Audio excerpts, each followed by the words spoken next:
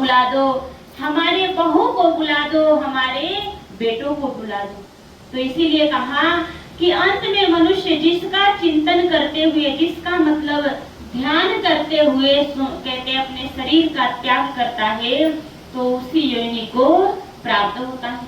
कहा पुत्र सुमिरत जो नर मरे, सुअर योनि बलबल तरे। और धन सुमिरत जो नर मरे, सर्प योनि बलबल तरे।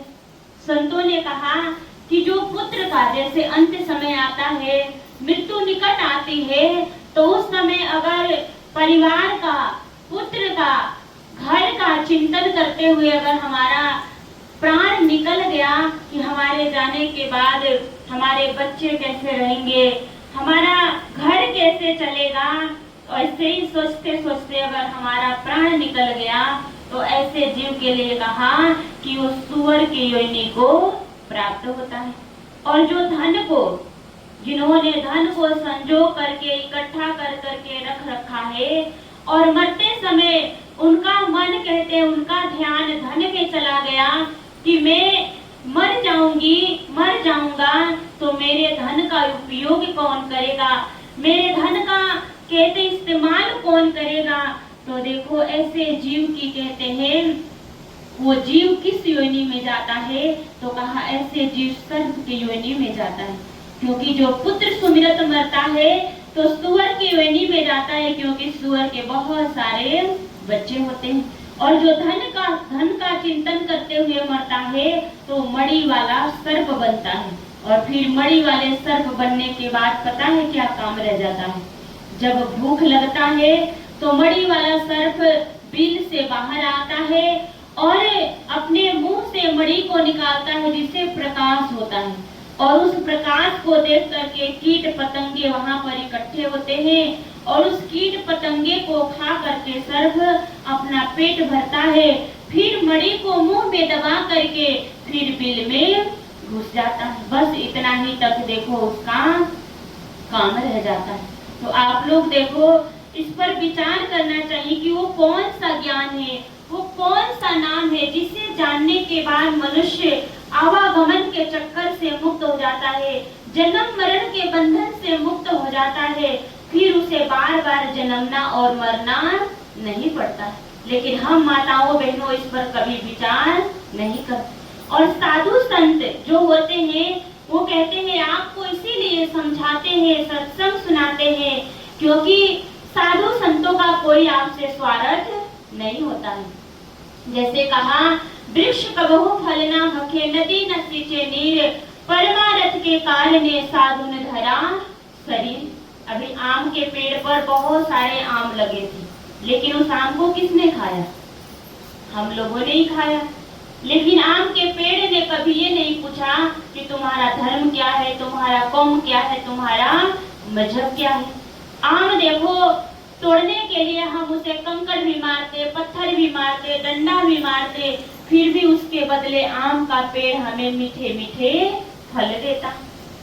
ठीक इसी प्रकार कहा कि एक नदी बहती है, उस नदी में कहते हजारों जीव जंतु आकर अपनी प्यास बुझाते हैं, या उस जल से, उस पानी से कोई कहते हैं कपड़े धोने का, कोई नहाने का, कोई अपने खेत सिंचाई का इस्तेमाल करता है। लेकिन नदी कभी पूछती है कि तुम्हारा धर्म क्या है, तुम्हारा कौम क्या है, तुम्हारा मजहब क्या है? नदी कभी किसी से पूछती नहीं है, क्योंकि नदी का काम है प्यासों को पानी पिलाना। ठीक इसी प्रकार साधु संत इस संसार में आते हैं तो उनका एक ही लक्ष्य होता है, उनका एक ही उद्देश्य होता है कि हर जीव का कल्याण हो, हर मानव का उद्धार हो। और इसीलिए देखो वो सभी को संदेश देते हैं, सभी को जगाना चाहते हैं, सभी को उस सत्य का बोध कराना चाहते हैं कि हे मानव, जिसके लिए हमारा और आपका जन्म हुआ है उस ज्ञान को जानो, उस नाम को जानो। नहीं तो वैसे आप हमारे कोई रिश्तेदार नहीं लगते हो, या लगते हो? नहीं लगते हो ना, कोई रिश्तेदार नहीं लगते हो, फिर भी हम आपको अच्छी बात बता रहे हैं, अच्छे राह पर चलाना चाहते हैं और सत्य को जनाना चाहते हैं क्योंकि साधु संत परोपकारी होते हैं और परोपकार के भावना से उनका यही लक्ष्य होता है, यही उद्देश्य होता है, यही उनका मार्ग होता है कि हर जीव का कल्याण हो, हर मानव का उद्धार हो।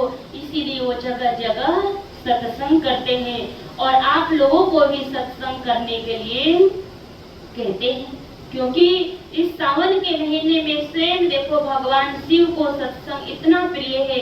तो आप लोग सत्संग सुनने के बाद घर में जाकर के मनन करना, विचार करना कि वास्तव में देवों के देव महादेव किसका ध्यान करते हैं और उन्हें भी सत्संग सुनने की जरूरत है, तो क्या हम लोगों को सत्संग सुनने की जरूरत नहीं है? लेकिन देखो बुरा मत मानना, हम यही सोचते हैं कि केवल भजन गा लिया, नाच कूद लिया, यही हमारी भक्ति है। लेकिन भगवान कृष्ण स्वयं अपने मुखार बिंद से कहते हैं, नाचे कूदे तोड़े तान वाका होए बहुत मन। कि नाचे कूदे तोड़े तान, कि आज संसार में किसका प्रचलन है और किसको मान रहे हैं? जो नाचता कूदता है और थोड़ा गा लिया बजा लिया, हम इसी को भक्ति कहते हैं। लेकिन भगवान कहते हैं मैं इससे रिझता नहीं हूँ। अगर मुझे वो रिझाना चाहता है तो एक ही मार्ग है, जिससे देखो द्रौपदी ने भगवान को द्वारिका से बुला लिया था। अब इस पर विचार करो आप लोग कि जब द्रौपदी का दुशासन कहते हैं कि उस सभा में चीर हरण करता है, तो द्रौपदी पहले अपने परिजनों का कहते हैं चिंतन करती है कि ये मेरी रक्षा करेंगे। वहां पर द्रोण थे, कृपाचार्य थे, भीष्म पितामह थे और महाराज धृतराष्ट्र थे और द्रौपदी के 5 पति थे, जो एक से बढ़कर एक धनुर्धर और महारथी थे। द्रौपदी सोचती है कि ये हमारी रक्षा करेंगे, सभी की ओर देखती है। जब कोई उसकी रक्षा के लिए नहीं आता है, नहीं उठता है, तब द्रौपदी अंत में देखो भगवान को पुकारती है, क्योंकि कहा नामी को रहती है चिंता, नाम न हो बदनाम, द्रौपदी सुता ने जब ही पुकारा खींच आए घनश्याम।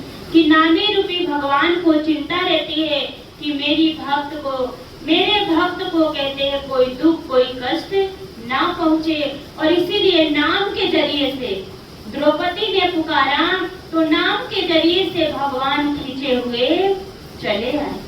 जब द्रौपदी पूछती है कि हे द्वारिकाधीश, हे करुणा निधान, आप इतनी देर आने में क्यों लगा दिया?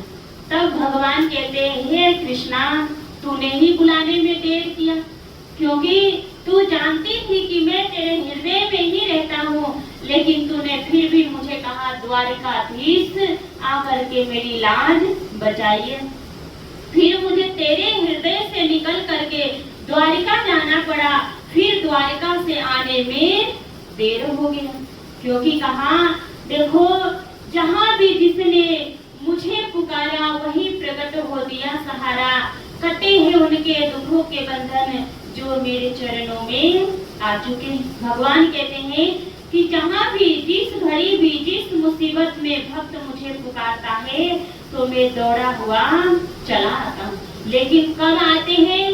जब उस नाम के जरिए से भक्त पुकारता है, जिस नाम के जरिए द्रौपदी ने पुकारा, जिस नाम के जरिए भक्त प्रहलाद ने, भक्त ध्रुव ने, नरसिंह मेहता ने, हम अनेक भक्तों के बारे में सुनते हैं। लेकिन भगवान कब आए? जब उस नाम के जरिए भगवान को बुलाया, तब भगवान दौड़ करके आए। अब आप सोचोगे कि नाम के जरिए आए और हम भी पूजा भक्ति करते हैं, भगवान को पुकारेंगे तो क्या भगवान नहीं आएंगे? लेकिन माताओं बहनों, कहा है कि जैसे एक तालाब में एक छोटा कहते हैं कि बच्चा डूब रहा था, जब वो डूबने लग गया तो कहता है कि हे भगवान भोलेनाथ मेरी रक्षा कीजिए, मैं इस पानी में डूब रहा हूँ, आकर के मुझे बचाइए। जैसे ही महादेव कैलाश से चलने को हुए तो उस बच्चे ने कहा कि लगता है महादेव नहीं आएंगे, उस भगवान विष्णु को पुकारने लग गया। अब महादेव चलने ही वाले थे, तब तक विष्णु को पुकारा तो महादेव वहीं रुक गए कि अब विष्णु को पुकार रहे हैं तो विष्णु इनकी रक्षा करेंगे, मैं अब क्यों जाऊं। अब जब विष्णु को पुकारा तो विष्णु भी अपने वैकुंठ से चल दिए उनकी रक्षा के लिए। लेकिन थोड़ी देर के बाद उसका विश्वास डगमगा गया और कहता है, हे ब्रह्मा जी मेरी रक्षा करिए। कहने का मेरा भाव है, कहने का मेरा मतलब है माताओं बहनों, कि वैसे ही करते करते सारे देवी देवताओं को उसने पुकार लिया, लेकिन अंत में क्या हुआ, कोई भी उसकी रक्षा को नहीं पहुंच पाया। क्योंकि जैसे महादेव ने सोचा कि अब विष्णु को बुला रहे तो विष्णु इनकी रक्षा करेंगे, महादेव कैलाश में रुक गए। जब उसने ब्रह्मा को बुलाया तो विष्णु भी आ रहे थे रक्षा के लिए, लेकिन विष्णु भी वहीं पर रुक गए। ठीक इसी प्रकार सारे देवताओं ने किया और अंत में वो देखो डूब करके उसमें अपने प्राण गवा दिया। इसीलिए कहा कि कीमत पानी की नहीं प्यास की होती है, कीमत मौत की नहीं श्वास की होती है। भक्ति तो बहुत करते हैं दुनिया में लोग, पर कीमत भक्ति की नहीं विश्वास की होती है। कि जैसे कीमत पानी की नहीं, कहा जीवन है। देखो आप लोग भी गाओ साथ में,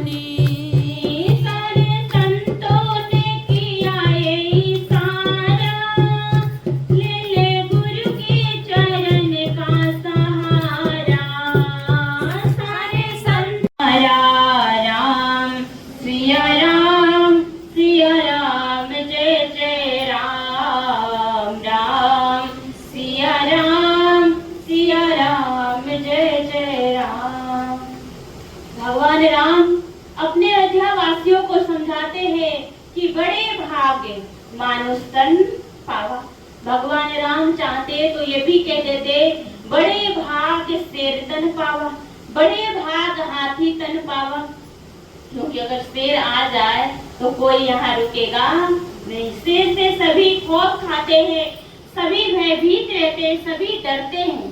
शेर इतना शक्तिशाली है और तो भी भगवान राम ने ये नहीं कहा कि बड़े भाग्य से शेर का तन मिला है।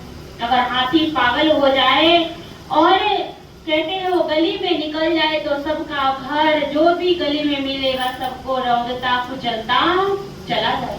तो भी भगवान राम ने ये नहीं कहा कि बड़े भाग्य हाथी तन पाओ, उन्होंने कहा बड़े भाग्य मानुष तन पाओ। क्योंकि बड़े भाग्य से मानव का शरीर मिला है और कहा साधन धाम मोक्ष कर द्वारा पाए न जही पर लोक समाया। इसी मनुष्य शरीर में हम साधना कर सकते हैं, भजन ध्यान कर सकते हैं, उस परमात्मा को प्राप्त कर सकते हैं और योनि में हम उसे प्राप्त नहीं कर सकते। और ये मनुष्य का जीवन जो कि देवता लोग भी याचना करते हैं कि हमें भी मानव का शरीर प्राप्त हो, उन्हें भी दुर्लभ है, उन्हें भी मिलता नहीं है और हम लोगों को मिला है तो हम इसे संसार में यूं ही गंवा रहे हैं। तो माता पार्वती को महादेव शंकर यही समझाते हैं कि हे उमा, कहते हैं कि जो सब कुछ प्राप्त करके कहते हैं कि अगर उस ज्ञान को नहीं जाना तो कुछ भी नहीं जाना। और भगवान कहते हैं कि राम कथा सुंदर करतारी संशय विहंग उड़ावन हारी, कि अगर मन में कोई संशय है, कोई दुविधा है तो सत्संग के जरिए ही वो संशय का निवारण हो सकता है। अगर आप लोगों के भी कोई मन में संशय है, कोई दुविधा है तो आप सत्संग के बाद पूछ सकते हो कि ये बात ऐसा है, वे बात वैसा है, चाहे जो भी आपके मन में आ रहा